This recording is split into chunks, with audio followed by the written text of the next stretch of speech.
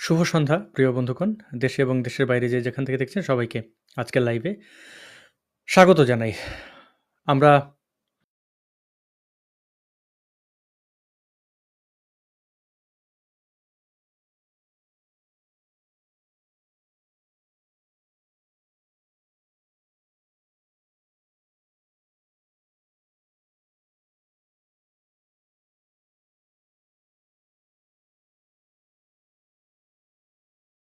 এটাই অব্যাহত রয়েছে। তাছাড়া আমরা দেখতে পাই রাজনৈতিক যে অস্থিরতা সেটিও কিন্তু বিদ্যমান এবং সেই সাথে আরেকটা জিনিস খুবই স্পষ্ট যে এখন আইন বলতে মব যা চায় তাই। অর্থাৎ আপনি একত্রিত হয়ে ১০ জন মানুষ একটা কথা বললেন, একটা কথা বলতে কি কোনো একটা দাবি করলেন। সেটাকে ক্রস চেক না করে কোনো প্রকার যাচাই-বাছাই ছাড়াই আপনার সেই দাবির সমর্থনে বেশ কিছু উন্মাদকে পাবেন যারা একত্রিত হয়ে সংঘবদ্ধ হামলা চালাচ্ছে অভিযোগ যে ব্যক্তির বিরুদ্ধে তার উপরে। অর্থাৎ এখন মগের মুল্লুক বলে যে শব্দটি ছিল সেটি পরিবর্তিত হয়ে মবের মুল্লুক হয়ে গেছে। এবং এই মবের মুল্লুক হওয়ার পেছনে আ অনেকেরই দায় রয়েছে। প্রথম কথা বাংলাদেশটাকে এত ভয়াবহ সাম্প্রদায়িক একটি রাষ্ট্রে পরিণত করার জন্য শেখ হাসিনার ভূমিকা আমরা কেউই অস্বীকার করতে পারবো না। তিনি জঙ্গিবাদ দমনের নাম করে, জামাত ইসলামকে নির্মূলের নাম করে তাদেরকে পুনর্বাসিত করেছেন। আমরা প্রকাশ্যে কিছু ঘটনা দেখেছি হেফাজতে ইসলামের সাথে তার যে দহরম-মহরম, কওমি জননীর খেতাব নেওয়া, শত, শত মডেল মসজিদ বানানো যেখানে দেশে মসজিদের কোনো অভাব নেই। অভাব স্কুলের, অভাব হাসপাতালের। সেসব বিষয়ে তিনি মনোযোগ না দিয়ে তিনি আসলে এই যে সো কল্ড ইসলামিক সেন্টিমেন্টকে পুঁজি করতে চেয়েছেন রাজনৈতিক স্বার্থ উদ্ধারের জন্য এবং সেটার বাস্তবতা আমরা কি দেখলাম যে জামাত শিবির সহ অন্যান্য ডানপন্থী যে দলগুলো, ইসলামিক দলগুলো তারা ফুলে ফেঁপে উঠেছে এবং ডক্টর মোহাম্মদ ইউনূস ক্ষমতা গ্রহণের পর তিনি যে সকল নৈরাজ্য বাংলাদেশে চলছিল সেই নৈরাজ্যকে তিনি স্বাধীনতা উদযাপন বলে ঘোষণা দিয়েছিলেন। আমরা দেখেছি পুলিশ কর্তৃক অর্থাৎ হাসিনা সরকারের নির্দেশে পুলিশ কর্তৃক ছাত্রলীগ কর্তৃক নির্মম নির্যাতন আন্দোলনকারী ছাত্রদের উপরে চালানো হয়েছে। শুধু ছাত্র কেন, আন্দোলনের সাথে শ্রমিক সহ বিভিন্ন পেশাজীবী মানুষজন জড়িত ছিলেন। তো সেই সকল আন্দোলনকারীদের উপরে যে হামলা, নির্যাতন, নিপীড়ন পুলিশ এবং ছাত্রলীগ কর্তৃক সেটা আমরা দেখেছি। তেমনিভাবে আমরা দেখেছি ছাত্র, শ্রমিক বা আন্দোলনকারীরা পুলিশকে নির্মমভাবে পিটিয়ে হত্যা করে ঝুলিয়ে রেখেছে। ছাত্রলীগ কর্মীদের, আওয়ামী লীগের লোকজনের উপর নির্যাতন, তাদের বাড়িঘরে হামলা, ভাঙচুর, লুটপাট এগুলো করেছে। দুটোই অন্যায়। একটা অন্যায়কে ডক্টর মোহাম্মদ ইউনূস অন্যায় বলছেন, অপর অন্যায়টিকে তিনি বিজয় উদযাপন বলেছেন।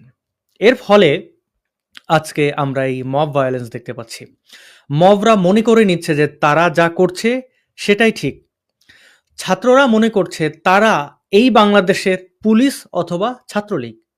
পুলিশ বা ছাত্রলীগ যেভাবে গুন্ডামি করেছে, ডাকাতি করেছে, সাধারণ মানুষের উপরে নির্যাতন নিপীড়ন চালিয়েছে, ক্ষমতার অপব্যবহার করেছে, তাদের দাম্ভিকতায় সারা বাংলাদেশের মানুষ যেভাবে আসলে শ্বাসরুদ্ধ অবস্থায় ছিল, রুদ্ধ অবস্থায় ছিল, একই রোল প্লে করছে শিক্ষার্থীরা। শিক্ষার্থীদের এই ভাবনা চিন্তা লালনের জন্য সরাসরিভাবে ডক্টর মোহাম্মদ ইউনূস দায়ী। আইন যদি সবার জন্য সমান হয়, অপরাধ যদি তিনি নিরপেক্ষ দৃষ্টিতে দেখতেন এবং অপরাধীর বিচার করতেন, অপরাধীদের শাস্তি গ্রেপ্তারের মাধ্যমে দৃষ্টান্ত স্থাপন করতেন, তাহলে এই দুঃসাহসটা সাধারণ ছাত্ররা করতে পারত না। সমন্বয়করা ত্রাণের টাকা ব্যাংকে মানে আত্মসাতের উদ্দেশ্যেই বলা যায়, আত্মসাতের উদ্দেশ্যে ব্যাংকে রাখতে পারত না। ত্রাণের জন্য দেওয়া কাপড় বিক্রি করে দিতে পারত না। পানিসহ অন্যান্য খাবার সামগ্রী টিএসসিতে পড়ে থাকত না। তাদেরকে এই দুঃসাহস বা আশকারা ডক্টর মোহাম্মদ ইউনূস দিয়েছেন। আমরা কোনোভাবেই আর নিরাপদ নেই। এই দেশটা আসলে বাংলাস্তান হয়ে গেছে। কিছুদিন আগে বলতাম যে বাংলাস্তান হয়ে যাবে, কিন্তু না, এখন হয়ে গেছে। এবং এই বাংলাস্তান করার জন্য যারা যারা দায়ী তাদের বিচার এই দেশে হবে এবং তাদের করুণ পরিণতির জন্য আমরা কিন্তু প্রস্তুত আছি, এটা হবেই। এবার এই যে আমি দাবিগুলো করলাম যে মোহাম্মদ ইউনূস দায়ী, ছাত্ররা এই করছে, সেই করছে, সেগুলো তো আর আমার দাবি রইল না। তার তো যথেষ্ট প্রমাণ রয়েছে। আমি যদি আপনাদেরকে এখন একটি ভিডিও দেখাই, সেই ভিডিওটি হচ্ছে আমাদের খুব পরিচিত মানুষ তোফাজ্জল ভাই। তোফাজ্জল বরগুনার পাথরঘাটার বাসিন্দা। তিনি, আমি আগে আমার একটি ভিডিওতে বলেছিলাম, তিনি প্রেমের সম্পর্কে আবদ্ধ ছিলেন একজন নারীর সাথে, যেই মেয়েটি আবার ওই এলাকার চেয়ারম্যানের মেয়ে।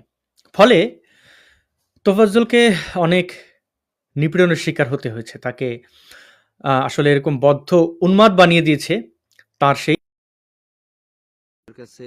আমার তো সকল কিছু আল্লাহর রহমতে মোটামুটি অভাব বলতে কি, দুনিয়া তো ক্ষণস্থায়ী, এখানে কোনো কিছু নাই। মহান আল্লাহ পাক রব্বুল আলামিন যা করে বান্দার মঙ্গলের জন্য করে। কাল পরকালে যে ওস্তাদ যে আমি একজন মানে আপনার এই যে কবরগুলো সব সকল কিছু এইগুলো সম্পত্তি আপনার। এই যে কবর, আপনি একজন কবরের, আপনি কবর সম্পর্কে আপনি কিছু বলুন। কবর হইল মুসলমানদের একটা পবিত্র জায়গা, যে যাও তত ভালো করে যাও, সে কবর তত শান্তিতে থাকবো। এই কবর কোন মুসলমান যদি তার জায়গা জমির জন্য কবর যে কোনো অসুবিধা হয়, এখন হাজার লোকের কবর দেওয়ার জায়গা আমার আছে, তারা কবর দিতে পারবো, এর জন্য কোনো বিধি নিষেধ নাই। আচ্ছা ওস্তাদ জি, আমি বলেন আমি কি কি লেখাপড়া করছেন, আমি এডুকেশন ব্যাকগ্রাউন্ডটা বলুন। আমি গ্রাজুয়েশন নিয়েছি 1986 সাল, ঢাকা ইউনিভার্সিটি পড়তে গেছিলাম, টাকা পয়সা নিয়ে আর পড়তে পারিনি, চাকরি না দিনাজপুর চলে গেছি। কোন সাবজেক্টে করছেন? বাংলাতে, ঢাকাতে গেছিলাম কিন্তু। আচ্ছা আমি বাংলায় অনার্স মাস্টার্স আমি করছি না, তাহলে আমি আমার যোগ্য উত্তরসূরি হইতে পারি না? অবশ্যই। তাহলে আমার জন্য কোন জায়গায় আমার 3.5 হাত মাটি দেবেন? আমি পৃথিবীতে আমার সবাই কষ্ট দিছে, আমি কষ্ট ছাড়া আমি কিছু পাই নাই জগতে, কষ্ট ছাড়া আমি কিছু আমার জায়গাটা দেখাই দেন। সারাদিন হাত কবর খুরিস নাই আমি, বীরদের নলে বোরা, মরার পরে আমায় মারিস না তোরা, মরার পরে আমায় মারিস না, কাঁদিস না রে জংলার বাস, আমি একটা জিন্দা লাশ, কাটিস না রে জংলার বাস, আমার লাইগা। এই যে সবচেয়ে আমার কবর ভাই ভাবি দেখা দেখি গান গান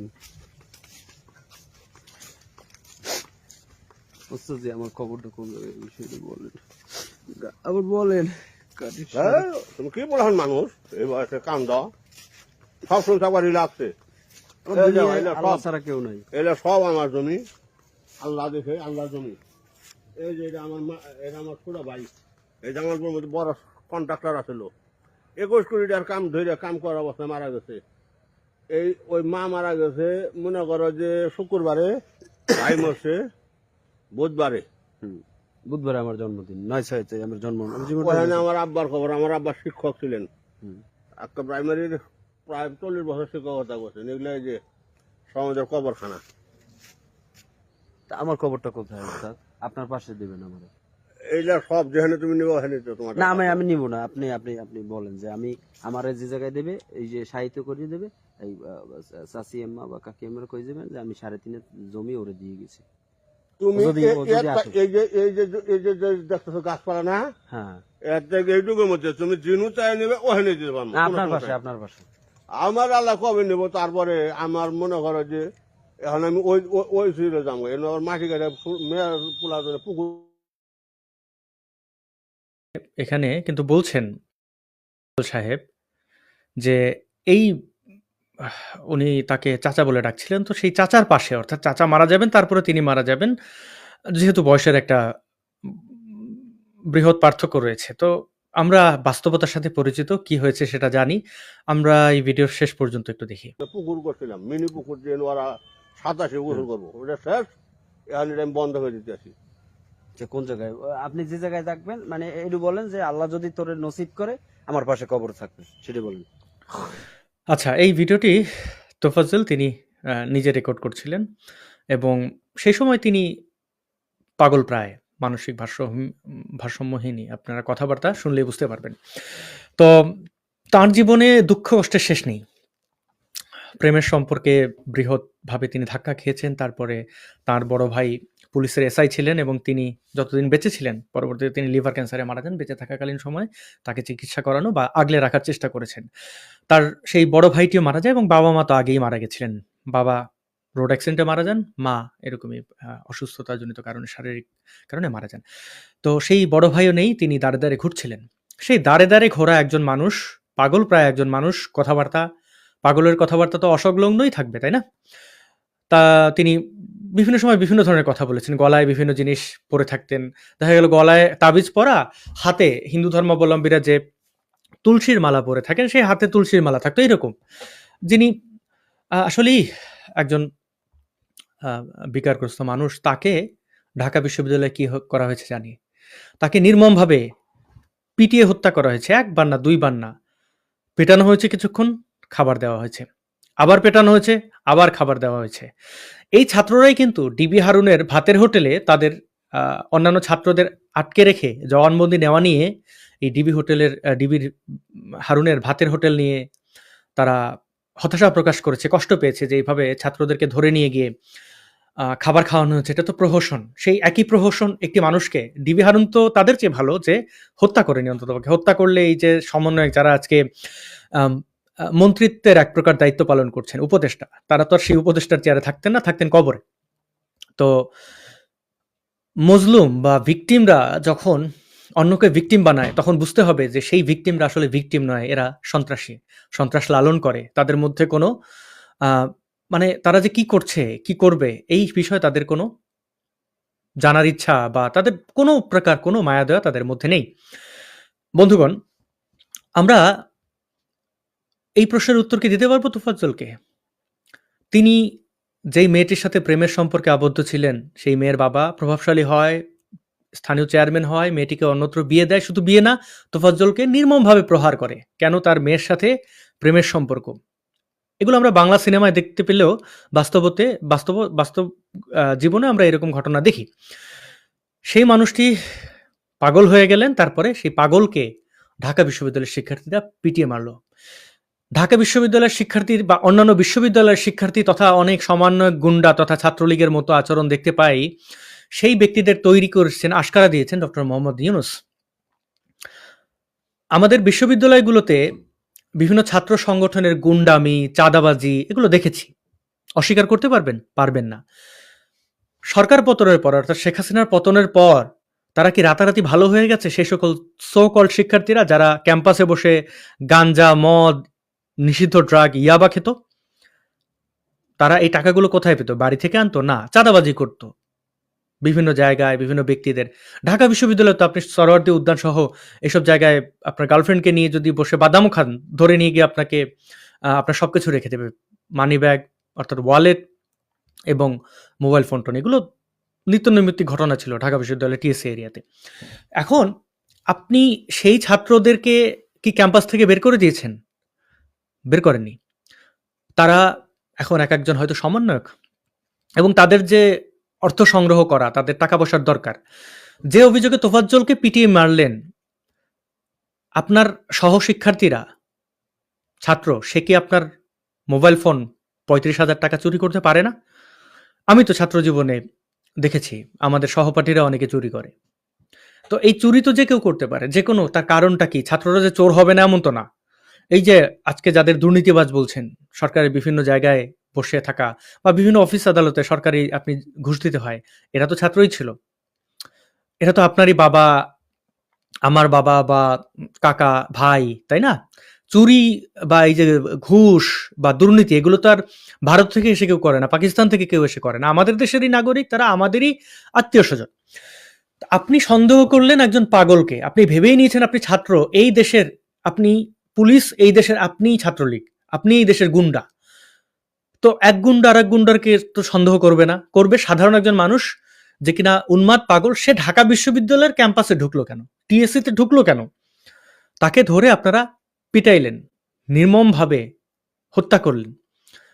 এবং এই বিষয় নিয়ে আসলে ইউনূস থেকে শুরু করে কারুরই তেমন কোনো টনক নড়তে দেখলাম না। ডক্টর মোহাম্মদ ইউনূস দেশে ফিরে তিনি দায়িত্ব গ্রহণের পর চলে গেলেন কোথায়? আবু সাঈদের কাছে। আবু সাইদকে আমরা শুনেছি নির্মমভাবে হত্যা করা হয়েছে। ওকে, নির্মমভাবে হত্যা করা হলে সেটার অবশ্যই বিচার হবে। কিন্তু ঘটনা কি ঘটেছিল? ঘটনা যেটা ঘটেছিল এটা তো আসলে খুবই অ্যালার্মিং। আমরা চলুন একটু ঘটনাটা আরেকবার দেখে নিই। আবু সাইদ জামাত শিবিরের রাজনীতি করত, সেটা স্পষ্ট। আমি আপনাদের সেই 16 তারিখে দেখিয়েছিলাম, 16 জুলাই দেখিয়েছিলাম। আবু সাইদ বিভিন্ন জঙ্গি, হারুন ইজার সহ অন্যান্য জঙ্গিদের ভিডিও তিনি শেয়ার করতেন। সেই ভিডিওর আদর্শের সাথে একমত ছিলেন, সেটাও আমি শেয়ার করেছিলাম। কিন্তু এই আদর্শিক জায়গার কারণে তাকে হত্যা করাটা জাস্টিফাইড না। এখন সবচেয়ে বড় প্রশ্ন, তিনি কি আসলে হত্যার শিকার হয়েছেন? আমরা চলুন একটি ছবি দেখি। এই ছবিটি আমরা সবাই দেখেছি। আবু সাইদ বীর দর্পে দাঁড়িয়ে আছেন পুলিশের সামনে এবং পুলিশ তার বুক বরাবর গুলি করলো, ঝাঁঝরা করে দিল তার বুক। এটাই আমরা জানতাম। আসলে ঘটনা এটা নয়। দেখতে পাচ্ছেন, এই হচ্ছে আবু সাইদ গুলি লাগার পরের ঘটনা। তার পেটে পুলিশের রাবার বুলেট আছে। আবু সাইদ, আপনাদের যদি মেলাতে অসুবিধা, তার প্যান্ট মেলান। আবু সাইদ চোখে মানে পাওয়ার গ্লাস পরতো। দেখতে পাচ্ছেন আবু সাইদের চেহারা তো আপনাদের না চেনার কথা না। আচ্ছা, যদি তারপরে মনে হয় ছবিটি এডিটেড, আমি এই ছবিটি পেয়েছি। এই দেখতে পাচ্ছেন, এখানে হচ্ছে 16 জুলাই একটি সংবাদের নিচের কমেন্টে দেখুন, এই যে ইমন মৃধা নামের তিনি কিন্তু এটি 9 সপ্তাহ আগে এখানে এই ছবিটি পোস্ট করেছেন। এটি জুলাই 16 তারিখে পোস্ট করেছেন, রাত 10:36। এই আবু সাইদ, এটা এমন না যে কেউ বানিয়ে এখন ছেড়ে দিয়েছে। তো আবু সাইদ পুলিশের রাবার বুলেটের পর তিনি বেঁচে ছিলেন। পোস্টমর্টম রিপোর্ট কি বলছে? পোস্টমর্টম রিপোর্ট বলছে, দেখতে পাচ্ছেন এটি রংপুর মেডিকেল কলেজ থেকে দেওয়া, 16/7/2024। বুঝতে পারছেন, 16 তারিখে তার পোস্টমর্টম রিপোর্টে এটি কিন্তু প্রকাশ্যে আনা হয়নি। দেখুন, এখানে তার মাথায় আঘাত লেগে সে মারা গেছে। এখন এবং এটি রাত 10টা, মানে তাকে 8টার, মানে সে আহত। এই ছবিটি হচ্ছে বিকেল বেলার, এই তথাকথিত গুলি খাওয়ার সংবাদটিও বিকেল বেলায়, রাতে 8টার দিকে তাকে হাসপাতালে নেওয়া হয়েছে। এর আগ পর্যন্ত কোথায় ছিল? এটি, সে আসলে সুইসাইডাল স্কোয়াডের একজন সদস্য ছিল শিবিরের, নইলে এরকম উন্মাদের মতো পুলিশের সামনে গিয়ে মারো, গুলি করো, এটা কেউ বলবে না। আন্দোলন এভাবে হয় না। যাই হোক, তাকে তার সহকর্মীরাই হত্যা করেছে ঘটনার স্বার্থে আর কি, তাকে যেন ব্যবহার করা যায়। এবং পোস্টমর্টম রিপোর্ট সবকিছুই আমাদের কাছে পরিষ্কার। তো যে আবু সাইদকে বীর দেখিয়ে ইউনূস সাহেব চলে গেলেন তার বাড়িতে, এবং তিনি এখন এই সো কল্ড ইনোসেন্ট শিক্ষার্থীদের হত্যাকে, তাদের অন্যায় অত্যাচারকে তিনি জাস্টিফাই করছেন। তিনি বলতে চাইছেন যে এগুলো ঠিক আছে, খুব একটা বড় কোনো বিষয় নয়। এবং প্রতিনিয়ত আইন হাতে তুলে নেওয়ার ঘটনা আমরা দেখছি প্রতিদিন। মানে ঢাকা বিশ্ববিদ্যালয়ের তোফাজ্জলকে শুধু হত্যা না, জগন্নাথ বিশ্ববিদ্যালয়ের ছাত্রলীগ কর্মীকেই হত্যা না, বা পঙ্গু ছাত্রলীগ কর্মীকে তার সন্তানের জন্য ওষুধ আনতে গিয়ে, নবজাত সন্তানের জন্য ওষুধ আনতে গিয়ে হত্যা করা, এরকমই ঘটনা না। প্রতিনিয়ত এরকম ঘটনা ঘটছে। আমি দেখছি বগুড়ায় 5 জন না 4 জন গণপিটুনিতে নিহত, গতকালকের খবর। আরো বহু জায়গায় আমি দেখেছি। কিন্তু এই মবদের বিচার সেভাবে না, কোনোভাবেই তো দেখতে পাচ্ছি না। তারাই এই দেশের এখন ছাত্রলীগ, তারা এই দেশের গুন্ডা। হুজুগে বাঙালি করছে কি, এই ধরনের সন্ত্রাসীদেরকে বীর ভেবে নিচ্ছে। যেমন আমরা গত 4 দিন ধরে, গত বুধবার থেকেই পাহাড়ে ভয়াবহ অশান্তি দেখতে পাচ্ছি। আদিবাসীদের উপরে নির্যাতন চালাচ্ছে বাঙালিরা, এবং এই নির্যাতন চালানোটা শুরু হয়েছিল একটা গুজবের মাধ্যমে। স্থানীয় একজন বাঙালি মোটরসাইকেল চুরি করে পালিয়ে যাওয়ার সময় একটি বিদ্যুতের যে লাইন থাকে সেই পিলারের সাথে ধাক্কা খেয়ে তিনি পড়ে যান, এবং কিছু মানুষ তাকে গণপিটুনিতে ভয়াবহ আহত করে হাসপাতালে নিয়ে যাওয়ার পরে সে মারা যায়। সম্ভবত তার নাম মামুন। এবার এই হত্যাকে কেন্দ্র করে বাঙালিরা গুজব ছড়ালো যে পাহাড়িরা মামুনকে মেরে ফেলেছে, বা ওই ব্যক্তিকে, মোটরসাইকেল যিনি চুরি করছিলেন। গণপিটুনিতে হত্যা এটি একটি অপরাধ, শাস্তিযোগ্য অপরাধ, এবং এটা হত্যা। এটা কোনোভাবে গণপিটুনিতে বা এটা যে একটা হয়ে গেল আর হয়ে গেছে এরকম না, এটা হত্যা। এই হত্যার সাথে যে বা যারা জড়িত তাদেরকে গ্রেপ্তার করতে হবে। কিন্তু এই জন্য আদিবাসীদের উপরে হামলা চালাবে বাঙালিরা, এই উস্কানিটা কে দেয়? এবং আবু সাইদের ঘটনার মতো এটাও একটা শুভঙ্করের ফাঁকি। দেখুন, এখানে চার্জশিটে মানে যাকে হত্যা করা হয়েছে বলা হচ্ছে, এবং তার আত্মীয় স্বজন বাদী, দেখতে পাচ্ছেন মুক্তা আক্তার, তার বয়স 34। হ্যাঁ, এই তার স্বামী মানে অর্থাৎ মৃত মামুন, মামুন যিনি, তার স্ত্রী হচ্ছেন এই মুক্তা আক্তার, তিনি সহ ওই মামুনের অন্যান্য আত্মীয়রা বাদী হয়ে থানায় মামলা করেছেন। সেই মামলার রিপোর্টে আসামি কাদের করা হয়েছে দেখুন তো, আসামিদের নাম ও ঠিকানা দেখতে পাচ্ছেন। এইখানে প্রথম আসামি মোহাম্মদ শাকিল, তার বাবার নাম আব্দুল মান্নান, এবং ২ নম্বর আসামি করা হচ্ছে রকিবুল আলম, দেখতে পাচ্ছেন। ৩ নম্বর আসামি হচ্ছে দিদারুল আলম সম্ভবত, এবং যার বাবার নাম ওয়াদুদুল হক। আচ্ছা, এটা বাদী আসামিদের বিরুদ্ধে মামলা করেছে। তাহলে আমরা আসামি কাদের পেলাম? আসামি সবাই বাঙালি, অর্থাৎ যারা মেরেছে তারা বাঙালি। আমি স্থানীয়দের সাথে কথা বলেছি, যারা বলেছেন যে হ্যাঁ, ওই মোটরসাইকেল চুরির অপরাধে যুক্ত যে ব্যক্তি মামুন, তার সাথে অন্য বাঙালিদের শত্রুতা ছিল, এবং ওই হুজুগে গিয়ে বাঙালিরাই তাকে মেরেছে, সাথে কয়েকজন হয়তো আদিবাসী ছিলেন। সেটাকে নাম দেওয়া হলো আদিবাসীরা বাঙালিদের হত্যা করেছে। এরপর আপনারা জানেন, খুব গর্বের সাথে বলা হয়, হাড্ডি কখনো গোস্ত হয় না, উপজাতি কখনো দোস্ত হয় না। এবং পাহাড়ে যারা বেড়াতে যায় তাদের মধ্যে উগ্র যারা আছে, তারা আদিবাসী নারীদেরকে নিয়ে নানান বাজে কথা বলে। শুধু পাহাড়ে গিয়ে তাদের নিজেদের মধ্যে এই কথাগুলো বলে না, সামাজিক যোগাযোগের মাধ্যমে তারা এই ধৃষ্টতা দেখায়, যার একটি স্ক্রিনশট আমি আপনাদের দেখাই।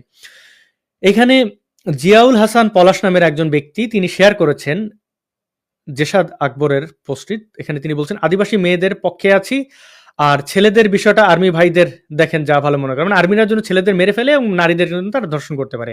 ইয়াসির এই টাইপের লোকরা এই জিনিসগুলো শেয়ার করেছে, তাদের খায়েশ আদিবাসী নারীদেরকে তারা ধর্ষণ করবে। শুধু তাই না, এই বিকৃত চিন্তাটি অনেকেই করতে দেখা যায়। এই বিকৃত চিন্তা তো আছেই। সেখানকার পাহাড়ি সেটেলার বাঙালিরা আদিবাসীদের উপরে ব্যাপক নির্যাতন চালিয়েছে। তাদের দোকানপাট অর্থাৎ ব্যবসা প্রতিষ্ঠান, বাড়িঘর পুড়িয়ে দিয়েছে। আদিবাসীদের অনেকেই হত্যা করেছে নির্মমভাবে, এবং মিলিটারি সেগুলো তাকিয়ে দেখেছে। বরং মিলিটারি বলেছে পাহাড়ি আদিবাসীদেরকে যে আপনারা ঘরে চলে যান, আমরা আপনাদের ব্যবসা প্রতিষ্ঠান পাহারা দিচ্ছি, আপনারা থাকলে বাঙালিদের সাথে আপনাদের সংঘাত হবে, মানুষ মারা যাবে। এবং তাদেরকে ঘরে পাঠিয়ে দিয়ে বা জঙ্গলে পাঠিয়ে দিয়ে তাদের ব্যবসা প্রতিষ্ঠান লুট করতে সাহায্য করেছে পুলিশ মিলিটারিরা। এটি ধ্রুব সত্য। আপনারা যারা পাহাড় নিয়ে সচেতন, একটু খোঁজ নিলে জানতে পারবেন। এখন আপনি বলতে পারেন মেইন স্ট্রিম মিডিয়া তো এগুলো আসেনি। মেইন স্ট্রিম মিডিয়া কিভাবে আসবে? পাহাড় তো মিলিটারির দখলে, পাহাড় তো ডিজিএফআই মানে ডিজিএফআই কে ডিঙিয়ে, মিলিটারিকে ডিঙিয়ে কার ঘাড়ে কয়টা মাথা যে বাংলাদেশের সংবাদ মাধ্যমগুলো এগুলো প্রচার করবে? প্রচার হয়নি। আমরা আমাদের পাহাড়ি আদিবাসীদের শুধু হত্যাই করলাম না, তাদের মালামাল লুটপাটই করলাম না, বরং তাদের বেঁচে থাকার সব সম্বল কেড়ে নিলাম, তাদেরকে অপরাধী করলাম, তাদেরকে উল্টো আমরা অপরাধী হিসেবে সাব্যস্ত করলাম। এবং এই অপরাধী হিসেবে সাব্যস্ত করার ঘটনা তো আমরা কেউ এড়িয়ে যেতে পারবো না। অনেকেই আমরা এড়িয়ে যেতে পারি, আমাদের অনেকেরই লাজ লজ্জার অভাব আছে। আমরা একটু চিত্র দেখতে চাই যে তাদের আসলে কিভাবে লুটপাট করা হয়েছে, তাদের প্রতিষ্ঠান, তাদের এগুলো কিভাবে ধ্বংস করা হয়েছে দেখতে পাচ্ছেন রাস্তায় ফেলে। মানে এগুলো যারা দেখেছেন তারাই একমাত্র অনুধাবন করতে পারবেন। পাহাড়ে থাকা বাঙালিদের মধ্যেও বাঙালি জাতীয়তাবাদ আছে, তারা সত্য কথা বলতে চায় না। তাদের বেছে অর্থাৎ যেখানে আদিবাসী অধ্যুষিত এলাকা, সেই এলাকাগুলোর ইন্টারনেট কেটে দেওয়া হয়েছে, এবং পাহাড়ে থাকা অন্যান্য বাঙালি অধ্যুষিত এলাকার বাঙালিরা ফেসবুকে স্ট্যাটাস দিয়ে বলেছেন, কই আমাদের তো ইন্টারনেট আছে, আমি তো স্ট্যাটাস দিলাম কি করে ইন্টারনেট না থাকলে? মানে প্রহসনের একটা মাত্রা থাকতে পারে। একই কাজ করেছে পলক ছাত্রদের আন্দোলনের সময়, দেখেননি? বলেছে যে ইন্টারনেট বন্ধ করেনি, এমনি বন্ধ হয়ে গেছে, তার পুড়ে গেছে, এই পুড়ে গেছে। একই কাজ কিন্তু এখন এই অন্তর্বর্তী সরকারের উপদেষ্টা এবং যার বাবা একজন চিহ্নিত ধর্ষক, সেই নাহিদ বলছে যে আগুনে পুড়ে গেছে অপটিক্যাল ফাইবার, এই ধরনের প্রহসন চালাচ্ছে আদিবাসী সম্প্রদায়ের উপরে। শুধু এখানেই সীমাবদ্ধ নয়, তাদের উপর নির্যাতন, নিপীড়ন, হত্যার চেষ্টা সবই হয়েছে।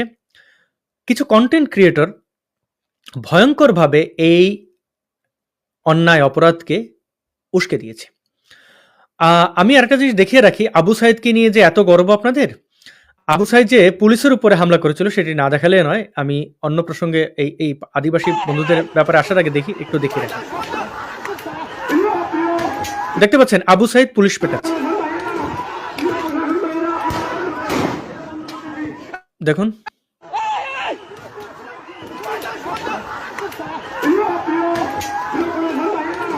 এই আপনাদের বিপ্লবী আবু সাইদ। হ্যাঁ, পুলিশ পেটানোর পরে পুলিশ যদি তাকে পাল্টা পেটায় সে হয়ে যায় শহীদ। এরকম একইভাবে প্রহসন দেখানো হচ্ছে পাহাড়ি আদিবাসীদের উপরে। বাঙালিরা গিয়ে পাহাড়ি আদিবাসীদের উপরে হামলা চালাচ্ছে, বাঙালিরা গিয়ে তাদের বাড়িঘর লুটপাট করছে, পরে আবার বাঙালিদেরকেই ভিকটিম মনে করছে অন্যান্য সমতলের বাঙালিরা। উগ্র জাতীয়তাবাদ কতটা ভয়ঙ্কর চিন্তা করেছেন। এরপরে এই ব্যাপারগুলোকে মিলিটারি তাদের চিরাচরিত যে স্বভাব যেটি মিলিটারিরা করেছে, বাঙালিদেরকে সেটেলার হিসেবে পাহাড়ে গিয়ে পাহাড়িদের ফসলের ভূমি দখল করে সেখানে বসিয়ে দিয়েছে। পাহাড় নিয়ে কয়েকটি স্পষ্ট কথা বলতে হবে।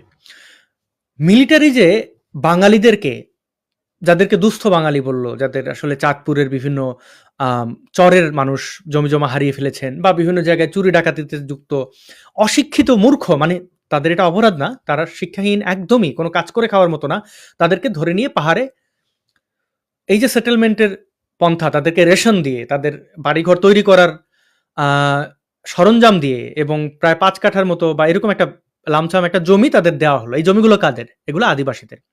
এবং সেনাবাহিনী সেখানে বললো কি তাদের এই জমির কাগজপত্র নেই। আরে কাগজপত্র আসলো কোথা থেকে? ব্রিটিশরাই তো দিয়েছে আপনাদের, আমাদেরকে, আমাদের এই পর্চা, এই যে দলিল, ব্রিটিশরা পর্যন্ত ওই পাহাড়ে গিয়ে আদিবাসীদের জমিতে হাত দেয়নি। তারা মনে করেছে এটা এই জনজাতিদের, তারা খুব শান্তিপূর্ণভাবে এবং তাদের ভূমিতে বসবাস করে, তাদের মধ্যে জমি নিয়ে একে অন্যের সাথে মারামারি নেই। বাঙালিরা মারামারি করতো, তাই তাদের এই জমি বন্টন, এগুলো বিভিন্ন আইন কানুন আনলো। ব্রিটিশরা পর্যন্ত মনে করেনি যে এই পাহাড়ি আদিবাসীদের জমি জমা বন্টনের দরকার। তো তাদেরকে নিরীহভাবে যেভাবে থাকেন তাদের স্বায়ত্তশাসনে পাহাড় থাকতে দিয়েছে। সেখানে কি আপনারা করলেন কি? তাদের জমি দিয়ে দিলেন বাঙালিদেরকে। স্বাভাবিকভাবে আপনার জমি যদি কেউ নিয়ে এসে উড়ে এসে জুড়ে বসে, আপনি কি তাকে ভালো চোখে দেখবেন? আর যে মানুষগুলোকে ওখানে পাঠালেন তারা তো অশিক্ষিত, মূর্খ, তারা মারামারি হানাহানি ছাড়া আর কিছুই জানে না। তারা পাহাড়িদের সাথে মিলেমিশে বসবাস করবে, এটা কি কোনোভাবেই বাস্তবসম্মত? না, বাস্তবসম্মত নয়। ঘটেছে সেটাই, বাঙালিরা কখনোই পাহাড়িদেরকে আপন মনে করে নেয়নি।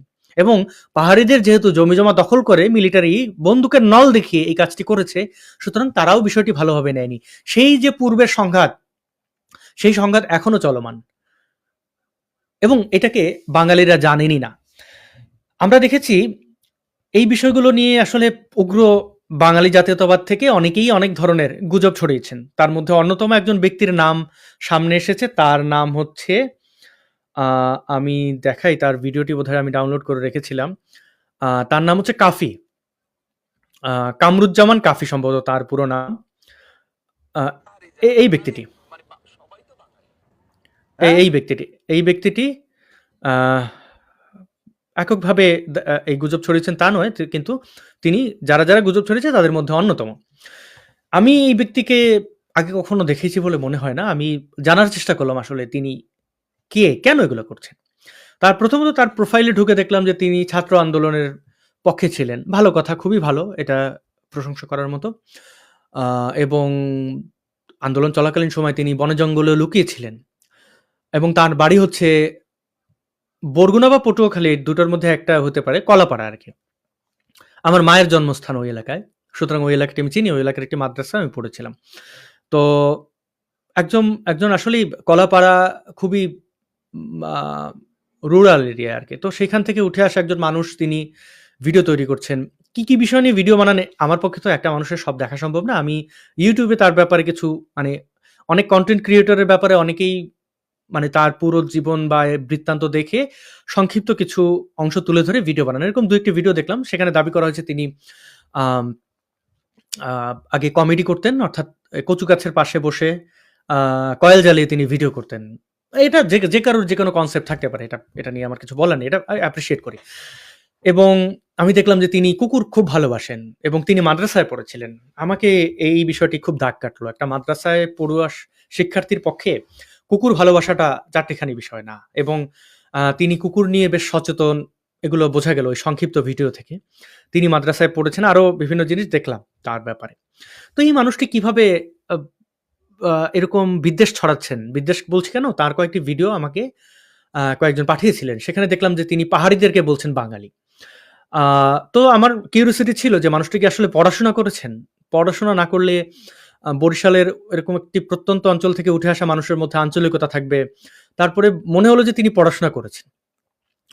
মাদ্রাসায় পড়াশোনা করেছেন, পরে বোধহয় কলেজেও এখনো বোধহয় পড়ছেন। তো তিনি কিভাবে এরকম বিদ্বেষ ছড়াচ্ছেন আমার জানার ইচ্ছা হলো। আমি তার একটি ভিডিও আপনাদের দেখাই, তারপরে এই কাফির উদ্দেশ্যে কিছু কথা আমার আছে। তিনি যদি আমার এই ভিডিওটি দেখেন বা কেউ তাকে পাঠিয়ে থাকেন তাহলে নিশ্চয়ই তিনি বুঝবেন। আমাকে আপনারা যারা চেনেন জানেন যে আমি আসলে যে যেমন তার সাথে তেমন ব্যবহার করি, এবং আমি যদি দেখি কেউ খুব উগ্র আচরণ করছেন, সেটা ধর্মীয় কেন্দ্রিক হোক বা জাতীয়তাবাদকে কেন্দ্র করে হোক, আমি তার কড়া সমালোচনা করে আসা লোক।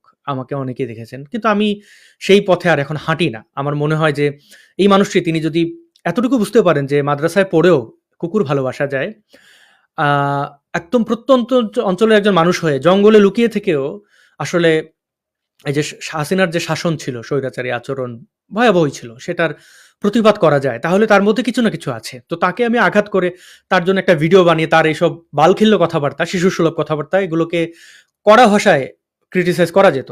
কিন্তু আমি তার ব্যাপারে ক্রিটিসাইজ করব, তিনি আমার ব্যাপারে ক্রিটিসাইজ করবেন, যেটাকে ইউটিউবের ভাষায় বোধহয় বলা হয় রোস্টিং না যেন কি, এগুলো আর কি। আমার এই জিনিসগুলো আমার কাছে মনে হচ্ছে না। আমি মনে করি যে তিনি যদি দেখেন আমার ভিডিওটা, তিনি হয়তো তার ভুল বুঝতে পারবেন, বা তিনি ঠিক থাকলে আমাকেও।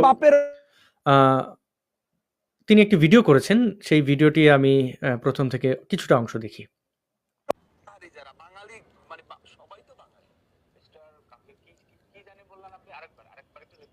আচ্ছা, এখানে তিনি অন্য কারোর একজন পাহাড়ি আদিবাসীর ভিডিও দেখিয়ে তিনি বলতে চাইছেন, তাকে মানে বোধহয় তিনি ক্রিটিসাইজ করছেন, বা সেই পাহাড়ি ভদ্রলোক বোধহয় তাকে ক্রিটিসাইজ করেছিলেন।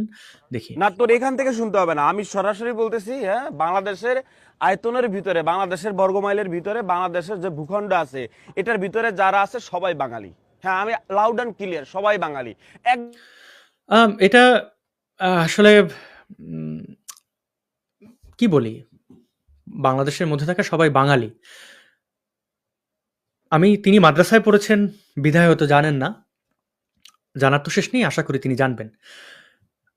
বাংলাদেশি আর বাঙালি দুটো ভিন্ন বিষয়, এবং আপনি যদি ধর্মের ভিত্তিকে কাউকে মুসলমান, হিন্দু, খ্রিস্টান বলেন, সেটি বলতে পারেন, কিন্তু সেটি তার জাতীয়তাবাদ না, এটি তার ধর্ম। কেউ একজন মুসলিম, কেউ একজন হিন্দু, কেউ একজন খ্রিস্টান, কেউ একজন বৌদ্ধ, এটি তার ধর্মীয় বিশ্বাস। ধর্মের দিক থেকে তিনি ওই ধর্মাবলম্বী। আবার বাংলাদেশের সীমানার মধ্যে যারা আছেন তারা বাংলাদেশি।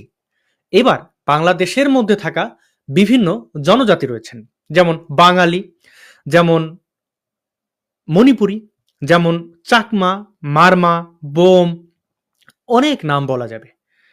তারা সবাই জনজাতি, কিন্তু বাঙালি ছাড়া আর যারা আছেন তারা বাঙালি নন। যেমন আমাদের বাংলাদেশে কয়েক লক্ষ বিহারিরা আটকে পড়েছেন, তাদেরকে আমরা স্বীকৃতি দিচ্ছি না। মোহাম্মদপুরে জেনেভা ক্যাম্পে আটকে রেখেছি। তাদেরকে আপনি যদি বলেন বাঙালি, এটি তাদের সাথে অন্যায়। আবার তাদেরকে আপনি বিহারি বলে কটাক্ষ করলে সেটিও হবে তাদের জন্য অন্যায়। এবার এই মোহাম্মদপুরের জেনেভা ক্যাম্পে যারা আটকে আছেন স্বাধীনতা যুদ্ধের পর থেকে, তারা কিন্তু ওই এলাকার আদিবাসী। আদিবাসী বলে সহজে এটাকে সন্ধি বিচ্ছেদ করতে চান। আদিবাসিন্দা, ব্যাপারটা এত সরল নয়। আদিবাসী সংজ্ঞা ভিন্ন, একটু পড়াশোনা করে নেবেন।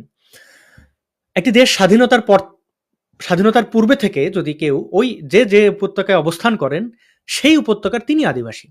কাফি, তিনি যেহেতু কলাপাড়ার, তো কলাপাড়া তাঁর বাবা মা বা দাদা, তারা কিন্তু ওই এলাকার আদিবাসী। তারা যদি ওই এলাকায় না থেকে ওই সময় পাহাড়ে থাকতেন, তাহলে তারাও দেশ স্বাধীন হওয়ার পরে তারা ওই এলাকার আদিবাসী হিসেবে গণ্য হতেন। আবার যারা সেটেলার রয়েছেন তারা ওই এলাকার আদিবাসী নন। সুতরাং পাহাড় নিয়ে তাদেরকে উপজাতি বলে তিরস্কার করা, এবং তিনি বলছেন সবাই বাঙালি, এটি একদমই ভ্রান্ত কথা। বাংলাদেশের মধ্যে যারা অবস্থান করছেন তাদের যার যার স্বকীয়তা রয়েছে, যার যার অবস্থান রয়েছে, মানে তিনি কোন গোষ্ঠীর, এমনকি যারা চা বাগানের শ্রমিকরা রয়েছেন তাদেরকেও ভারতের বিভিন্ন জায়গা থেকে ব্রিটিশরা ধরে এনেছিল, তারা বাঙালি নন। তাদের স্বীকৃতি দেওয়াটা কর্তব্য, না জানলে এটা জেনে নিতে হবে। আবার আমাদের পার্শ্ববর্তী দেশ ভারতের পশ্চিমবঙ্গে যারা রয়েছেন তারাও বাঙালি, কিন্তু তারা বাংলাদেশী নন। এই পার্থক্য সাধারণ বিষয়টা, এটা আমি আশা করব কাফি তিনি পড়াশোনা করে নেবেন। ভিডিও তিনি তৈরি করছেন, ইনফ্লুয়েন্স করছেন তো সমাজে, তাই না? তার ভিডিও অনেকেই দেখছেন।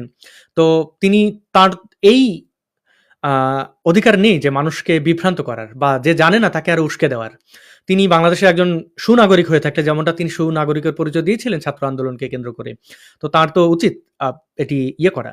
আমি তার ব্যাপারে খুব বেশি জানি না, আমি আগেই বলে রাখছি। তিনি যদি আর কোনো মানে তিনি মাদ্রাসায় পড়েছেন, মাদ্রাসায় পড়তেই পারেন। তিনি যদি ইসলামপন্থী কট্টর ধর্মান্ধ হয়ে থাকেন সেটি অন্য ভিন্ন বিতর্ক, আমি সেটি করতেও পারি, কিন্তু আমার মনে হয় না যে তিনি এতটাই মানে জানতেই চান না, খুব গোয়ার টাইপের, এটা আমার মনে হয়নি। গোয়ার টাইপের লোকজন কে মানুষ কিছুদিন ফলো করে, বেশি দিন ফলো করে না। তো তার ফলোয়ারদের প্রতি তার রেসপন্সিবিলিটি আছে যে আমি তাকে একটু আগে আমি যেটা বলছিলাম, আমি তাকে কড়া ভাষায় কথাগুলো বলতে পারতাম, কিন্তু আমি আমার আগের ভাষায় বা আগের অবস্থানে তো নেই। আপনারা জানেন যে আমি ধর্ম নিয়েও এখন আর সেভাবে কড়া সমালোচনা করি না, কারণ আমার আসলে এই বয়সে এসে হয়তো মনে হয়েছে যে মানুষের মধ্যে আসলে ভালোবাসা বা ভ্রাতৃত্ব দিয়ে যেভাবে পরিবর্তন আনা যায়, আমি তো পরিবর্তন চাই, মানুষের মধ্যে পরিবর্তন চাই। আমার তো ইচ্ছা এরকম না সোশ্যাল মিডিয়ায় দুই চারটা কথা বললাম, কিছু একটা করে ভাইরাল হয়ে যাওয়া, এটা ইউটিউবের ভাষায় আছে। ভাইরাল হয়ে যাওয়ার জন্য তো অনেক টপিক ছিল, ধর্ম বা এরকম যে বিষয়গুলো নিয়ে কথা বলতে গেলে কল্লা হারাতে হয়, এই পেজ নষ্ট করে দেয়, ইউটিউব চ্যানেল নষ্ট করে দেয়। তো এখানে তো আসলে মনিটাইজেশন বা ওই সোশ্যাল মিডিয়া থেকে আর্নিং এইসব প্ল্যান থাকলে অন্য বিষয় নিয়ে ভিডিও করা যেত। তো আমার পথটা ভিন্ন, কিন্তু তারপরে এমন না যে আমাকে কেউ বাধ্য করে বলছে যে ধর্মের করা সমালোচনা আর তুমি আর করো না। সেই বাধ্য করার চেষ্টা, জেল জুলুম, দেশ থেকে বিতাড়িত করা, হত্যার চেষ্টা, এগুলো তো অনেক করেছে, সেগুলো দিয়ে আমাকে থামাতে পারেনি। নিজে থেকে আমার মনে হলো যে না, আমি মানুষের সাথে একটু আন্তরিকভাবে কথা বলি। আগে যে কথা বলতাম সেগুলো যে ভুল ছিল তাও আমি মনে করি না। আমি মনে করি যে না, মানুষের মধ্যে বিভিন্নভাবে চেষ্টা করে দেখা যে পরিবর্তন কিভাবে আসে। আমি যদি মানুষকে নাস্তিক বানিয়ে ফেলি, এটা আমার অর্জন না। আমি মনে করি যে মানুষের মধ্যে একে অন্যের প্রতি যে সহমর্মিতা, সহাবস্থান, সেটা নিশ্চিত করার জন্য আমি আমার পক্ষ থেকে যেন কোনোভাবে জানতে, নিজের অজান্তে বা পরিস্থিতির শিকার হয়ে কোনোভাবে ঘৃণা না ছড়াই। তো ঘৃণার বিরুদ্ধে তাই আমি তাকেও বোঝানোর চেষ্টা করছি। তার বাকি কথাগুলো শুনে। এক গাছ বাল যদি ছিঁড়তে পারোস, তোর পাহাড়ে এসে সারা জীবন বসবাস করব, মাথার চুলগুলো কামাইয়া তুই। আচ্ছা, তিনি এখানে যে শব্দ ব্যবহার করছেন, আচ্ছা, যেমন হচ্ছে গিয়া টাকলা, তোর ছাদে যেমন প্রায় মাল উঠে যাইতেছে। এই যে একজন ব্যক্তিকে টাকলা, এটা বর্ণবাদ। কাফি, এটা বর্ণবাদ, এটা খুবই জঘন্য বিষয়। বর্ণবাদ সম্পর্কে আপনাকে আবার বলবো, আপনি একটু জানবেন, কারোর চুল নিয়ে মন্তব্য করতে নেই। ডক্টর মোহাম্মদ ইউনুসেরও মাথায় সেভাবে চুল নেই, তাকে আপনি টাকলা বলতে পারেন না। একজন পাহাড়ি, আমাদের জনজাতি, আমাদের সহনাগরিক, তাকে তার কথায় যদি কোনো ভুল থাকে আপনি সেটা ক্রিটিসাইজ করতে পারেন। আপনি একজন ইনফ্লুয়েন্সার হিসেবে আপনি তাকে টাকলা বলতে পারেন না। তেমনিভাবে আমাদেরকে পাকিস্তানিরাও 1971-এ আমরা যে তাদের সাথে আমাদের যে মুক্তিযুদ্ধ এবং মুক্তিযুদ্ধ পরবর্তী পূর্ববর্তীতে তারা আমাদেরকে, বাঙালিদেরকে কালো বলে ঘৃণা করতো। কাফি, আপনি আপনার যে গায়ের রং, আমার যে গায়ের রং, এটা পাকিস্তানিদের কাছে কালো, কুৎসিত, বেটে, আমাদের খাটো বলে কুৎসিত ভাবে দেখতো। আপনি দেখবেন পাকিস্তানের একটি কমেডি শো আছে, লুজ টক। আনোয়ার মাকসুদ একজন প্রগতিশীল মানুষ, খুব দুর্দান্ত একজন স্ক্রিপ্ট রাইটার, তিনিও কিন্তু তার একটি ইয়েতে আমাদের ক্রিকেট নিয়ে ব্যঙ্গ করেছেন, ব্যঙ্গ না, ক্রিটিসাইজ করেছেন। ক্রিটিসিজম সবসময় ওয়েলকাম। তিনি সেখানে একটি ক্যারেক্টার তৈরি করেছিলেন, সম্ভবত আমাদের হাবিবুল, না, আমাদের বোধহয় একজন ক্রিকেটার, আমি এই মুহূর্তে নামটা মনে করতে পারছি না, তাকে ওইভাবে সাজিয়েছেন মেকআপ করে এবং তাকে কালো হিসেবে সাজিয়েছেন। আপনারা অনেকেই সেই ক্লিপটি দেখেছিলেন যে হাম নেহি জিতেঙ্গা, ও হামারা মর্জি, হ্যাঁ, এই একটা ডায়লগ ছিল। তো ওই শো পুরোটা পারলে দেখবেন কেউ, সেখানে তাকে কালো হিসেবে উপস্থাপন, মানে উনি যতটা না কালো, সম্ভবত হাবিবুল বাসার না যেন আমিনুল ইসলাম বুলবুল, একজনকে সাজিয়েছিল। তো সেখানে বাঙালিদেরকে পাকিস্তানিরা কালো মনে করে, তো সেই ক্যারেক্টারের স্বার্থে কালো এইভাবেই ইয়ে করতো। তো আপনি একই বর্ণবাদ, যদি কারোর মাথায় চুল কম থাকে আপনি তাকে টাকলা বলতে পারেন না, এটা তার কোনো দোষ নয়। আপনার যদি একটা চোখ না থাকতো, বা এই ছাত্র আন্দোলনের সাথে আপনি সোশ্যাল মিডিয়া অ্যাক্টিভ না হয়ে যদি আপনি মাঠে গিয়ে সংগ্রাম করতেন, সবকিছুরই দরকার আছে। আপনি কোনো অংশে পিছিয়ে নেই। আপনি জঙ্গলে থেকে ভিডিও করেছেন সেটাকে আপনি ইংরেজি প্রচুর ভুলভাল ইংরেজি বলতেন। তারপরে আমি ইংরেজিতে চেষ্টা করেছেন যেন আম আ আ বিশ্বের যারা বাংলা বোঝে না তারা যেন আপনার বা এই ছাত্র আন্দোলনের সাথে আপনি এই কন্ট্রিবিউশন সেটাকে আমি অ্যাপ্রিশিয়েট করি। কিন্তু আপনার যদি চোখ চলে যাওয়ার পরে অন্য কেউ আপনাকে কানা বলে বা অন্ধ বলে কটাক্ষ করতো, আপনার কেমন লাগতো? আপনার তো সেখানে হাত নেই। আপনি জন্মের পর যদি ট্রান্সজেন্ডার দেখতেন নিজেকে, ওই যে ট্রান্সজেন্ডারদেরকে হিজড়া বলে গালাগালি করা হয়, আ আ এগুলো করা হয়। তা আপনাকে যদি সেভাবে করা হতো, তাহলে আপনার কি এটা ভালো লাগতো? মাদ্রাসায় এগুলো আমিও শিখেছিলাম। কিন্তু আমি চেষ্টা করেছি সেগুলো পড়াশোনা করে জানার, এবং এই পড়াশোনাগুলো আমাদের ইনস্টিটিউশনে হয় না। এগুলো আপনাকে নিজে থেকে অনুসন্ধান করে নিতে হবে। এভাবে বৈষম্য এই যে করাটা ঠিক প্রায় না। তো মাল উঠে গেছে, এরকম নিজের চুল সব কামাইয়া তারপর পাহাড়ে বসবাস করবো, তারপর তোর সাথে টি-20 ম্যাচ খেলবো। তারপর তোরা যে হচ্ছে গিয়ে ওখানে সশস্ত্র বাহিনী, তোদের খুনি বাহিনী, জঙ্গি বাহিনী, তোদের হচ্ছে গিয়া শান্তিরক্ষা বাহিনীর নামে হাতে অস্ত্র নিয়ে তোরা যে পাহারা দাস, বাঙালি মানুষ, বাংলাদেশের মানুষ, এখানে সেখানে মানুষ যে বিভিন্ন ট্যুরে যায় সেনাবাহিনীর সাপোর্ট নিয়ে, প্রোটোকল নিয়ে, যে তোমার হচ্ছে গিয়ে ঘুরতে যাইতে হয়, পাহাড় দেখতে যাইতে হয়, ঝর্ণা দেখতে যাইতে হয়, সেখানে সেগুলো তুলে ধরবো যে ভাইয়া এখানে হচ্ছে এই বাহিনী আছে, এই বাহিনীর জন্য তারা হচ্ছে শান্তিমতো আসতে পারে না, সেনাবাহিনী প্রোটোকল নিয়ে তারপর পাহাড়ে ঘুরতে যাইতে হয়। ফুল ভিডিও দইরা তো তুমি হচ্ছে কি বাঙালি বাঙালি বাঙালি মিস্টার কাফি, তারপরে এক অংশে যাইয়া বলদ ছলদ মুরুক্ষ অনেক কিছু তো বললে পারলা। আমি বললাম তোর ন্যাশনালিটি কি ভাইয়া, তোর ন্যাশনালিটি কি, না তোর এনআইডি কার্ড আছে? আচ্ছা, তিনি এখানেও কয়েকটি অভিযোগ করেছেন, যে অভিযোগগুলো একদমই হাস্যকর। তিনি বলছেন পাহাড়ে সন্ত্রাসীরা সশস্ত্র অবস্থান নেয়। ছাত্রলীগ যে ছাত্রদের উপরে গুলি করেছিল তাদের সেই অস্ত্রগুলো কি বৈধ ছিল?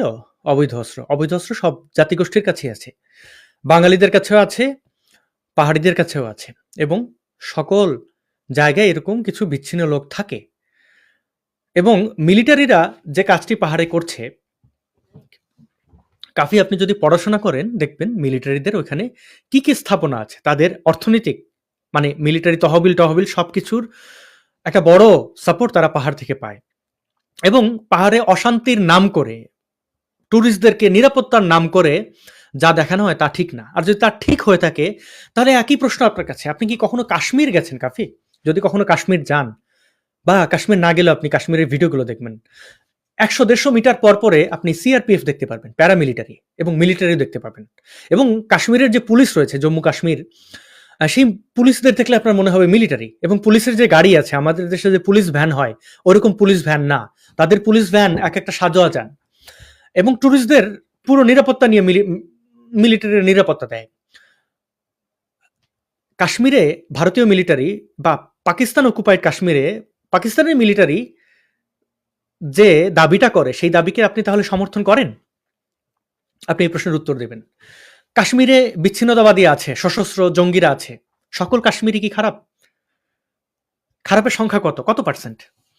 এবং সেই 1%, 2%, 5%-এর জন্য আপনি পুরো জাতিগোষ্ঠীকে মিলিটারি শাসনে বন্দী করে রাখাটাকে সমর্থন করেন? হা বা না উত্তর দেবেন। আরেকটা উদাহরণ দিচ্ছি, ফিলিস্তিন। ইসরায়েল যেটাকে পশ্চিম তীর বলে, ওয়েস্ট ব্যাংক, পশ্চিম তীরের নিয়ন্ত্রণ ইসরায়েলের কাছে। ফিলিস্তিনিরা সেখানে কোনো ধরনের অস্ত্র বা তাদের নিরাপত্তার জন্য কোনো ব্যবস্থা তারা করতে পারে না।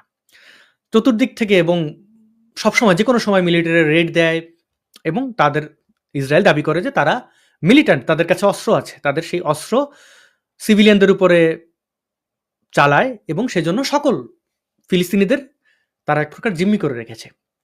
আপনি কি ইসরায়েলের মিলিটারির এই জিম্মি করে রাখাটাকে সমর্থন করেন? আপনি বলতে পারেন যে ওটা ভিন্ন দেশ, এই দেশ সেই দেশ। ভাই, কাশ্মীর ভিন্ন দেশ না। যদি পাকিস্তান অকুপাই করে রাখে, ইন্ডিয়া অকুপাই করে রেখেছে। পাহাড় ভিন্ন দেশ না, কিন্তু মিলিটারি অকুপাই করে রেখেছে। আপনি যদি এটাকে এইভাবে রং দেন, তাহলে আপনাকে কাশ্মীরকে এবং ফিলিস্তিনের অবস্থাকেও মেনে নিতে হবে। আপনি কি সেটা মেনে নেবেন? বন্ধু, অন্যের বিষয়ে বলতে খুব বলা যায়, নিজেকে দিয়ে বিবেচনা করবেন। 1971 সালে, আমি জানি না আপনি স্বাধীনতা যুদ্ধের সপক্ষে কিনা, মাদ্রাসায় যেহেতু পড়েছেন, আপনি শিবির করেন কিনা তাও আমি জানি না। জামাত শিবিরের সাথে যুক্ত না থাকলে বা অন্যান্য উগ্রপন্থী ইসলামিক সংগঠনের সাথে যদি যুক্ত না থাকেন, তাহলে আপনি এটা বুঝতে পারবেন। পাকিস্তান এবং বাংলাদেশ উভয় দেশের ইলেকশনে আপনি বঙ্গবন্ধুর ব্যাপারে আপনার বিদ্বেষ থাকতে পারে, সেটা ভিন্ন আলাপ, কিন্তু বঙ্গবন্ধু জয়লাভ করেছিলেন। বঙ্গবন্ধুকে ক্ষমতা দেয়নি কিন্তু পাকিস্তানিরা আমাদেরকে বাঙালি হিসাবে তুচ্ছ তাচ্ছিল্য করতো, ঘৃণা করতো, খুবই ঘৃণা করতো বাঙালি হিসাবে। বাঙালি ছাত্রের জাত খুব খারাপ করতো। তারা শুধু সেই আচরণ করে নাই, আমাদের ন্যায্য অধিকার দেয় নাই, বঞ্চিত করে নাই, শুধু আমাদের ব্যাংক ব্যালেন্স সব তাদের দেশে নিয়ে যায়নি, এমন চাকরি সবকিছুতে শুধু বৈষম্য করে নাই, আমাদের উপরে নিরস্ত্র মানুষের উপরে গুলি চালাইছিল। আপনি কি তাহলে সেই মিলিটারির সেই শাসনকে সমর্থন করেন? যদি না করেন তাহলে এই এই জাতিগোষ্ঠী ওই জাতিগোষ্ঠী বিচ্ছিন্নতাবাদী এগুলো, ভাই আমার বাবা মিলিটারিতে চাকরি করতেন, আমার বাবার পায়ে এখনো গুলি আছে, আমি জানি ওখানে শান্তি বাহিনী কি করতো আর ওখানে পাহাড়ে মিলিটারিরা কি করতো। একজন মিলিটারি সদস্য স্বেচ্ছা চাকরি ছাড়ে না, নিজের চোখে দেখা, পায়ে গুলি খাওয়া, চোখে গুলি খাওয়া, এগুলো অনেক ভিন্ন বিষয় ভাই। তো আপনি এগুলো জানবেন, আমার মনে হয় কি আপনার জানা উচিত।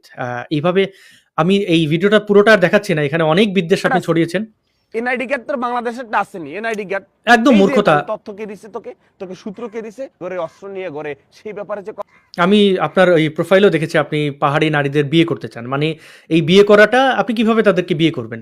আপনি বিয়ে করতে গেলে তো তাকে মুসলমান বানাতে হবে, তো তাকে তার ধর্ম বিষয় জানলেন নাকি? আপনি তো বিয়ে টিয়ে কিছু না, আপনি বোঝান যে আমরা কিছু হইলে গালি দেই কিনে, বলেন তো, মা নিয়ে গালি দেই, দেখবেন বাবা নিয়ে গালি খুব কম আছে। তোর মাকে ড্যাশ ড্যাশ, তোর বোনকে ড্যাশ ড্যাশ, এগুলো মানুষের একটা পৈশাচিক আনন্দ যে তোমার মায়ের সাথে আমি এটা করলাম। নারীদেরকে মানে তোমার এই মানে এটা একটা খুব, পাকিস্তানি মিলিটারিরা আমাদের মা বোনদের ধর্ষণ করেছে না, এবং ধর্ষণ করার সময় কি বলেছিল, পেহলে উসকো মুসলিম বানাও, বলেছিল কিনা? মানে তোকে ধর্ষণ করে আমি আমার পৈশাচিক আনন্দ নিলাম। আপনি তো একই কাজ করছেন, একটু ভদ্র ভাষায় বলছেন আর কি, যে আমি পাহাড়ি বিয়ে করতে চাই, মানে সোজা কথায় ড্যাশ ড্যাশ করতে চাই। এতটাই আপনার বিদ্বেষ পাহাড়ি জনজাতির উপরে। আমি আপনাকে এত বেশি কিছু বলতে চাইও না, আর আমি মনে হয় না যে আপনি এটা ডিজার্ভ করেন, তাও আমি নিজেকে শান্ত মানুষ মনে করি। আমি জানি না আপনি আমাকে চেনেন কিনা, কখনো আমার কোনো আমি জানি না, কিন্তু আমার মনে হয় যে আপনি যদি আমাকে জেনে থাকেন আপনি জানবেন আমি উগ্রতার দিক থেকে বোধহয় আমি মনেও করি না যে আমার চেয়ে উগ্র খুব বেশি কেউ আছেন। মানে আমি সবই পারি, আমি মানে আপনাকে আপনার ভাষায় জবাব দিতে পারতাম, কিন্তু না। আমি একটা লিঙ্ক দিলাম, এখানে একটি ভিডিও আছে, এটি কবির সুমনের, আমি একটি না অনেকগুলো সাক্ষাৎকার নিয়েছি, তার মধ্যে একটা আমি মানে সামনে রেখেছি। আপনি দেখতে পারেন মানে আপনি দেখতে পারেন বলতে এই ইন্টারভিউটি ইউটিউব ভাষা কবির সুমন লিখলে আপনি পেয়ে যাবেন। এখানে কবির সুমনকে নিয়ে আপনার বিতর্ক থাকতে পারে বা অনেকেরই বিতর্ক আছে, কিন্তু ভাষা বা এই জাতীয়তাবাদ এগুলো নিয়ে তিনি খুব সুন্দরভাবে বলেছেন। আপনি এই ইন্টারভিউটা দেখতে পারেন, আমি কমেন্টে লিঙ্ক দিয়ে দিয়েছি, যারা দেখেননি এটা দেখতে পারেন। এটা খুবই খুবই প্রাসঙ্গিক।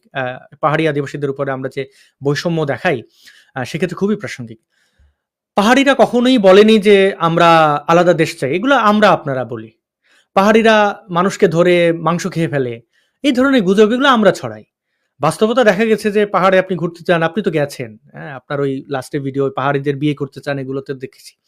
তো এগুলো তো ঘটে না, আপনার খুব কষ্ট। মিলিটারিরা কেন নিরাপত্তা দিতে হবে?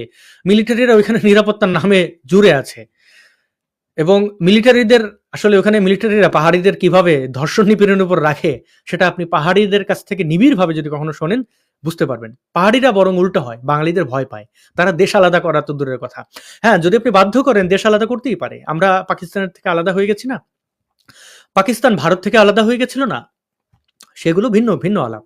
উগ্র জাতীয়তাবাদ আপনি অন্ততপক্ষে আপনি লালন করতেই পারেন, কিন্তু সোশ্যাল রেসপন্সিবিলিটি আছে আপনার, যে আপনি কি বলবেন, মানুষকে কি মেসেজ দেবেন, সেখান থেকে মানুষ কি জানবে, মানুষ কি শিখবে। মারামারি, দ্বন্দ্ব, বিদ্বেষ, ঘৃণা এগুলো ছড়াতে ছড়াতে ছড়াতে ছড়াতে আমরা অনেক টুকরো হয়ে গেছি। বরিশালের মানুষ নোয়াখালীদের গালাগালি করে, ঢাকার মানুষ বরিশাল্লা বলে অপমান করে, নোয়াখালীরা চাটগাইয়া সিলেটি বলে বর্ণ বৈষম্যের শিকার করে। আপনি সিলেটে বেড়াতে গেলে আপনাকে নোয়াখালী বলে গালি দেবে, আপনি বরিশালে কিনা জানতেও চাইবে না। এগুলো এই বৈষম্য আছে। আমরা তো নিজেদের মধ্যে মারামারি করি, বাইতুল মোকাররমে দেখেন মারামারি করে ফাটাফাটি অবস্থা। এগুলো সব জায়গায় চলতেছে। আমি জানি না আপনি সোশ্যাল মিডিয়া কন্টেন্ট তৈরি করেন, আমি জানি না যে আপনি ভিকটিম হয়েছেন কিনা কখনো। অকারণে আপনাকে রিপোর্ট মারবে, অকারণে দেখবেন আপনার শত্রু আপনাকে অকারণে রোস্ট করতেছে। এটা আমরা বাঙালি হিসেবে, জাতি হিসাবে কি খুব ভালো কাফি? আপনি একটু নিজেকে প্রশ্ন করেন তো। আপনি অন্য একটা জাতিগোষ্ঠী, তারা ক্ষুদ্র বইলা তাদের নিয়ে টিটকারি করতেছেন। এই একই টিটকারি যদি ইন্ডিয়ানরা আমাদের নিয়ে অনেক সময় বলে, কাংলাদেশ কাঙ্গাল বলে, তারা আমাদের চেপে ধরতে চাইলে খুব সহজে চেপে ধরতে পারে।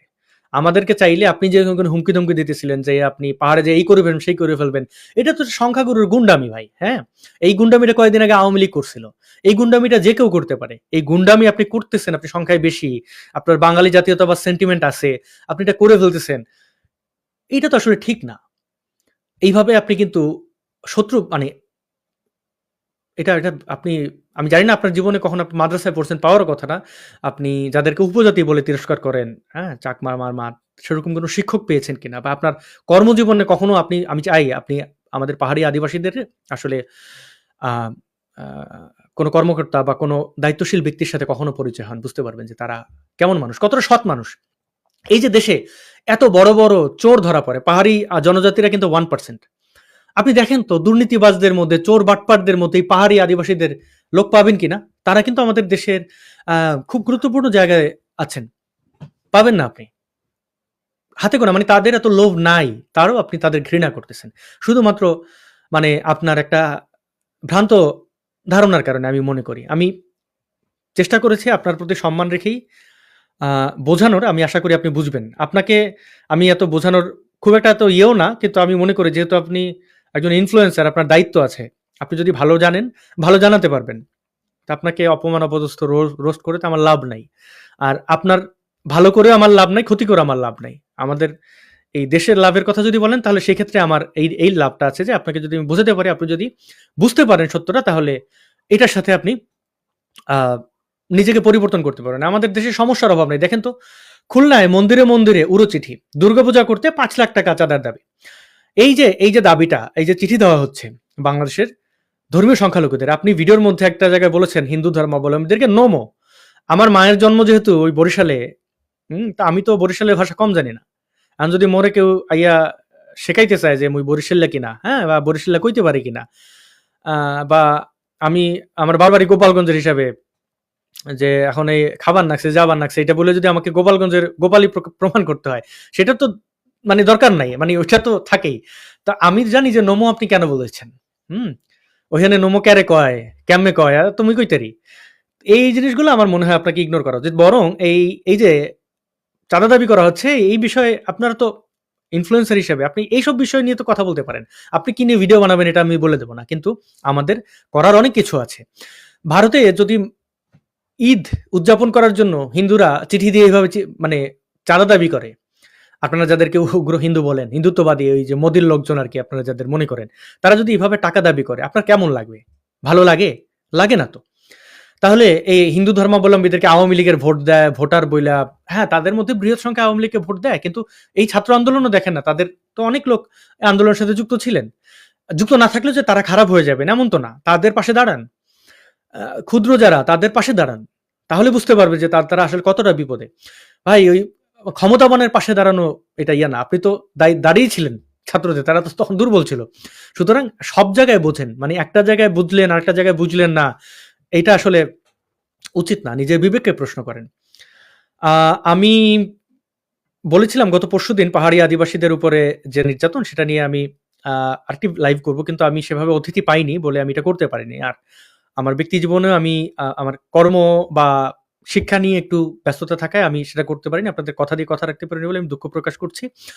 এবং পাহাড় শান্ত হোক, সেটা আমি দাবি করি, আমি আশা করি, এবং সেই লক্ষ্যে আমি কাজ করার চেষ্টা করব। এবং নানাবিধ যে সংকট আছে, নানাবিধ যে আ আমাদের সমাজের যে সমস্যাগুলো রয়েছে, সেগুলো চিহ্নিত করে আমি চেষ্টা করব ভূমিকা রাখার। এবং যারা আমাদের সমাজে আসলে আমাদেরকে বিভক্ত করেন, তাদেরও মুখোশ উন্মোচন করার চেষ্টা করব। যার মধ্যে অন্যতম আপনারা জানেন তো আসিফ নজরুল স্যার। তাকে একজন এরকম ইলিশ বানিয়ে আ ট্রল করেছে। এই ট্রলের কারণ কি? আসিফ নজরুল স্যার আওয়ামী লীগ আমলে ৫০০ মেট্রিক টন সম্ভবত ইলিশ ভারতে রপ্তানি করা নিয়ে ব্যাপক তিনি মানে বিদ্বেষ দেখিয়েছিলেন। তিনি ভারতের ২৬ লক্ষ নাগরিক বাংলাদেশে কাজ করেন, এরকম দাবি-দাওয়া করেছিলেন। এখন মানুষ তাকে নিয়ে ট্রল করছে। কারণ এই ইউনূস সরকার ৩,০০০ মেট্রিক টন ইলিশ ভারতে, বা ৪,০০০ মেট্রিক টন সম্ভবত ভারতে পাঠিয়েছে। এখন ভারত আমাদের প্রতিবেশী একটা দেশ, বড় একটি দেশ, এবং তারা আমাদের দেশে টাকার বিনিময়ে আমাদের দেশে পেঁয়াজ, আলু, ডাল সহ সকল কিছুই প্রায় তারা আমাদের দেশে এক্সপোর্ট করে। আমরা বিষ ভারতে বিক্রি করি। এগুলো পারস্পরিক অনেক থাকে, এগুলো বিক্রি আদান প্রদানের ব্যাপার থাকতে পারে, এবং যদি সে আপনার শত্রু হয় তারপরে সেখান থেকে আমদানি রপ্তানি করতে হয়। ভারতের সাথে চীনের এত বড় শত্রুতা, চীন থেকে কি ভারত আমদানি করে না? চীনে কি রপ্তানি করে না? করে তো।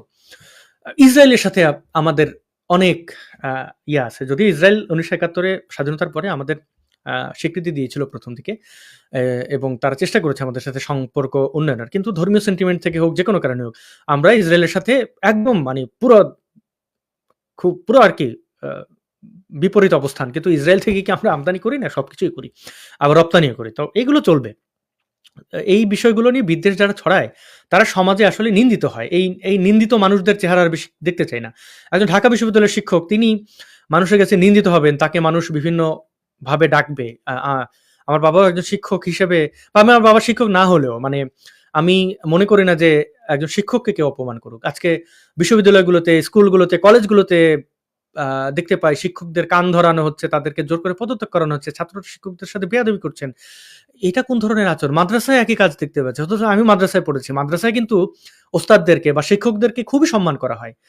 মানে আপনি এটা মনের দিক থেকে করেন আর না করেন, শিক্ষকদের সম্মান আপনাকে করতেই হবে। কোনো কারণে শিক্ষক ভুল করলে দেখবেন যে বলাৎকারের মতো এত বড় অপরাধ করার পরও শিক্ষকদের কিন্তু ছাত্ররা গায়ে হাত তোলে না, তাকে ট্রান্সফার করে দেয়।